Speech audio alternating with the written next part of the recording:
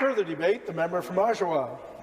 Thank you very much, Speaker, and I am pleased to be able to rise in this place and debate Bill 43, which is the Build Ontario Act, the budget measures, and appreciate the latitude that many speakers have been giving us. We've been discussing the fall economic statement and delving into what the government states are its priorities, talking about what clearly are not, looking at different challenges for communities that unfortunately will not be solved by this bill, by this document, by this government's priorities.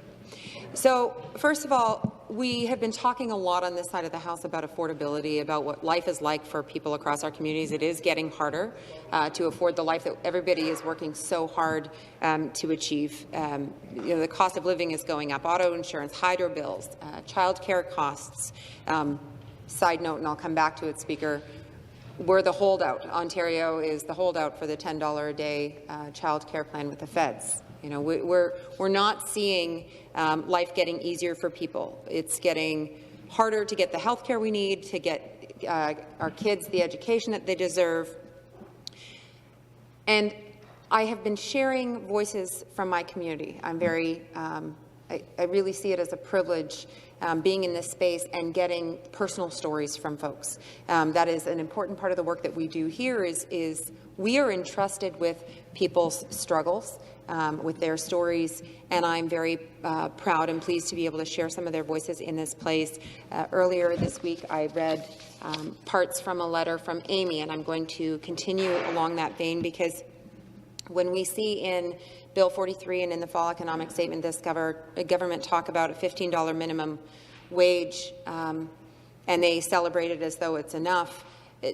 I don't know what the exact number for enough would be. I know that it's going to look different in Toronto or in Thunder Bay or in Oshawa. What a wage would be, at least 17. But the cost of living is going up. Amy wrote to us about groceries, and Amy says, quote, groceries, clothing, toiletries, and rent are too expensive. Fruits and vegetables, clothing, soap, and sanitary napkins and shelter are not luxury items. Also, the amount of people accessing services such as food banks has increased. Many people stand out front of food bank services crowding the street. The number continues to increase. Many people are sleeping on the street. I've attached my grocery receipts. I went to 2 stores with my buggy because I don't have a car. Walked 15 minutes to the closest stores, bought fruit, nuts, vegetables, and other healthy items. Walked 15 minutes home to my basement apartment with my heavy buggy, and it cost $75. I have an administrative pink-collar job. I live in a bad area. I'm a single female, and I'm just making ends meet. She goes on to say, because I don't have a car, I cannot drive all over to get the best deals and freshest produce. I was on vacation today. Therefore, the produce was very fresh with lots of items available. Normally, when I attend these stores, it's at the end of the workday. Options are limited. The remaining items are not very fresh. This is unreasonable." End quote. And Amy, is advocating for herself, but really for folks across communities that are just doing their darndest and cannot make ends meet. We spoke the other day about affordability, and we've been speaking in this House about the vital need for accessible, affordable childcare. And I'm grateful today that the government wasn't talking about tax credits, because so many people can't afford it in the first place. If they can find a space, can't afford it up front to then get that, get the money back. And that speaks to sort of the desperate need for families to have enough even to pay for childcare. And this is where I turn back to this letter, which is an email from someone who's a board member at a local nonprofit. And I read it in its entirety the other day. I'll read just a bit. She said, "We've had staff leave and new hires not accept positions because they didn't have access to affordable or reliable childcare. It was cheaper for them to stay home with their child instead of paying ridiculous fees. Also, with the pandemic, more of our workers have been calling in sick because they have to stay home with a sick child." End quote. She's pointing out the fact that the labour shortage, is part of that is that the childcare costs are so darn high that it's a disincentive to work. Mostly female in at this particular workplace, but we're hearing that across the province. This is a way of keeping women out of the workplace, frankly, and by not addressing it, I think it is a way to keep women out of the workplace. I've stood here often, and I've wondered if that's part of a motivation. So if the government wants to stand and defend itself, I would hope to hear that. But more than that, we need that action. Because the affordability crisis, Speaker, also makes folks more vulnerable to intimate partner violence, makes it more difficult for women to leave safely. All of this is compounded, and I would argue the government's responsibility. I've spoken in this place about public education. The government has cut $500 million in base funding to education. Disappointing, to say the least. We'll continue to fight that and fight for awesome classrooms and quality education. I'm biased, of course, having come to this place from the classroom and being a public educator. Speaker, I want to also share about the need to invest in community and social services. They're not getting what they need. They do the heavy lifting. They're not treated well by this government. They have stepped up, and they've bankrolled the government's wage commitment. They had to wait months and months beyond what the private contracted service providers got. They got their money from this government to pay their staff, but the not-for-profit folks, I guess they can just wait, eh? And that's something that certainly isn't fair, but happened. Shareholders are getting their dividends, but the not-for-profit community service providers had to forage in the couch cushions to make ends meet and pay their staff. So there's an article from the Oshawa this week, dated November 11th. It was penned by James Milosh, who's the CEO of Community Care Durham. And I'll get on the record here. He said, quote, "Ontarians want to live at home, accepting some of the burdens this may require. They're willing to take that responsibility to live where and how they wish. So why is the government ignoring this wish, or more specifically, those community organizations whose goal it is to help make this wish come true?" He goes on to say, "The lack of publicly funded home and community care forces people to more costly, less safe institutional care sooner than they wish. Whether it's the preventable deterioration of health and well-being or the financial burden due to supplementing formal and informal care, families are reaching breaking points, and so have we." End quote. This government could be investing and getting a remarkable return on that investment in terms of quality of life and quality of care out in our communities. Speaker, I have the opportunity to serve the province as the official opposition critic for infrastructure, transportation and highways. I sure wish that I had more time to speak at length, but the government speaks ad nauseum about the 413, the Bradford Bypass, celebrating it, making it, it would seem, a kind of a campaign pledge and a bumper sticker for their the upcoming election. You know how I feel about bumper stickers in this place, and maybe a license plate frame. Anyway, but Speaker, there are communities all over Ontario that need newer, improved highways, but those highways are going to be shelved because of the cost of building a couple $billion roads for the government buddies. And highways should be built for safety and commute times, not politics or making people rich. Politically driven infrastructure is a problem. These roads will cost $10 billion, half of the amount budgeted for all highways construction and repair over the next 10 years. These highway plans didn't exist when the budget was set. That means that the government is cutting other highways to build these ones. The government members should check with their communities and see if their proposed projects are on the chopping block. The NDP doesn't support the 413 or Bradford Bypass. I've been glad to say that in this space many times. I wish that I had more time to get on the record. But, hey, look it up. The government, check it out. The Ontario Society of Professional Engineers, they have given warning. They have made their position known. And they have said the Ontario government should develop and use standard evidence-based project evaluation tools, should be based on science and evidence. They have that. I would actually say that's a searing piece that they have written. The local communities are calling for an impact assessment. They're very concerned about what it looks like in their communities and what it could look like. We all just received that recently, a press release from them. Communities concerned, farmers. We've heard lots of talk about what the farmers feel, but Peggy Breckfeld is a dairy farmer in Thunder Bay, a president of the OFA. And again, she is looking to alternatives here and says whether you live in the city or live in the country you eat, the question is whether that food comes from a farmer. It's where that farmer is. Farmers need land to farm, Speaker. I'm out of time, but I have an hour's worth of information to get on the record, so I'm looking forward to questions and comments. Thank you. The first question goes to the member from Barrie-Innisfil. Thank you, Speaker. And I wanted to ask the member opposite. She, talks a lot about transit and what have you, and I just wanted to ask her about choice when it comes to transit and for people to get to work. A lot of people want different choice and different opportunities to get to work. A lot of people don't have the luxury of transit. She may know in my riding, part of the riding I'm lucky to represent Innisfil, we have Uber as our method of public transportation. It works quite well. We have a share system, and it's less expensive for municipality because they don't have to lay out the bus routes because we're different communities that are in different spaces, so it's tough to get the bus in. And so this has got really good uptake, and they also receive gas tax funding for this initiative. There's many other areas across the province that are exploring such initiative.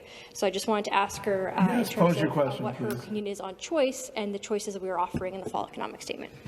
You're back to the member from Oshawa.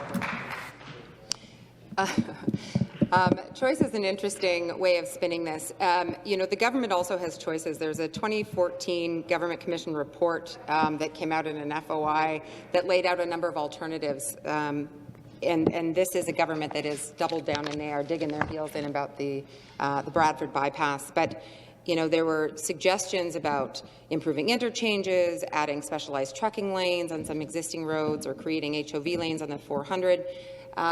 But none of those are being considered. So there are choices that the government could be making, but it's been hidden, right? It had to come out with an FOI. So, the government can spin choice, but you're not going to leave anybody any choice when the 400 and the 404 are complete parking lots by the government's own reports and color-coded maps that they've got on their websites. You'll see that everything slows down to a crawl. No one will have a choice then. Thank you. The member from Algoma, Manitoulin. Thank you, Speaker, and I really enjoyed the presentation from the member from Oshawa. I want to inform her, I met up with the leadership group at the St. Joseph Hospital in Elliott Lake a couple of weeks ago, and we talked about some of the challenges that they're facing. One of them is proper staffing, making sure everything is covered, the availability, the vacancies that they have there with professional individuals that they're needing. They're looking at roughly about 15 to 20 individuals that they have openings for. Now, having said all of that, you want to know what their biggest challenge was, Speaker, is actually finding housing for these professionals that are coming to the community, because there's no houses that are available. There's no affordable apartments that are available. Wouldn't a housing strategy have been beneficial within the context of this fall economic statement, is my question that I asked the member, because we have the availabilities, we have those jobs that are there for individuals, but we have no houses. Thank you. Back to the member from Oshawa to respond. Thank you very much. And actually, the member and I each earlier read petitions on affordable housing, and it doesn't matter where people live in Ontario, they're desperate to have a place to live in Ontario across our ridings, whether it's a matter of trying to afford a new home, imagining one day that they could afford a new home, trying to get a condo or pay rent. We have folks in Oshawa that are sleeping rough and are desperate to find housing. And while we have agencies that are working to house them, that is coupled, unfortunately, in our community and across others, with the need to address mental health, addictions. It's a complicated situation across the province. What we don't see is leadership from this government. We see piecemeal announcements. We don't see the strategy. So to the member's question, Lord, yes, we need a strategy, an appropriate strategy. The NDP actually has a great plan, Speaker. Feel free to check it out. Thank you. Thank you very much. The member for Renfrew, Nipissing, Pembroke. Well, thank you very much, Speaker, and I want to thank the member for Oshawa for her speech earlier. And you specifically said you oppose the Bradford bypass, and I just wanted to ask you, because I hear so many times from the members opposite, they talk about how important it is to listen to the local people. All of the communities, all of the municipalities across on the route of the Bradford bypass are 100% supportive of that, including the farmers in the Holland Marsh who want to see it. So we're talking about, you're talking about farmers, you talk about local. Why why would you oppose something that the local people, the local municipalities have clearly said it is needed? This is to connect those two arteries, not to widen them, but to connect them. Why would you not support our government in building a very, very necessary highway improvement project? Thank you. Back to the member from Oshawa. Thank you, and I really appreciate the question. I have some local voices to share, and I didn't have the chance, so I appreciate the members giving me that opportunity. Local citizens groups request federal government to conduct impact assessment on Bradford Bypass project was a piece that we were all sent. Bill Foster from Forbid Roads Over Green Spaces, called Frogs. He states, quote, "Every time we meet new people who are curious about the bypass, we're reminded of how little information about this highway has been shared with the public. The more people know, the more they don't like it. No one likes gridlock, but this idea that the only way to deal with it is a highway that recent estimates suggest could cost over $2 billion is ludicrous. This highway isn't a done deal despite what the road says. It's time for people to ask serious questions and get informed before it's too late," end quote. And that's from the community. Speaker, also this year, councils in Barrie, Innisfil and Georgina have declined to pass motions supporting the province's move to fast-track the highway, which is a marked difference from their years of unequivocal support. That from the Star. And as I said, Peggy Breckfeld from the Ontario Federation of Agriculture is a farmer who's on record.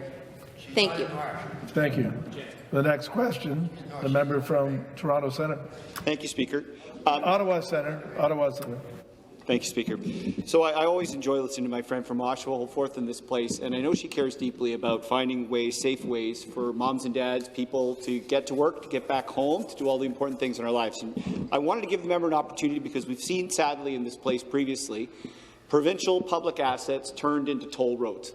And that is not something that is very popular amongst people that I talk to, community nurses, community PSWs, get out there, work with people, and members riding up the Ottawa Valley from where I am in downtown Ottawa. Why is that not a direction we want this government to follow? Why is that not a progressive choice? To the member from Oshawa. I appreciate the member's question. I wanted to talk a little bit about tolls and being in the Durham region, the 412 and 418. I mean, hey, this government, well, excuse me, pre-government, the members promised to remove the tolls.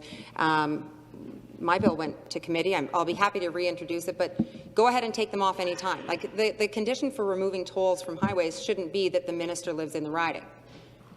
I'll be minister one day, but I can't take the toll.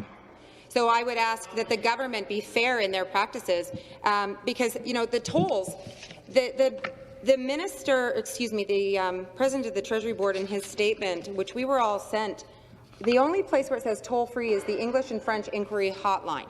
There's nothing about removing the tolls. It seems like it was a last-minute addition. I'm dying to know when that decision was made, and all these projections about how long how much time will be saved and whatnot. Was that done before or after the tolls were taken off?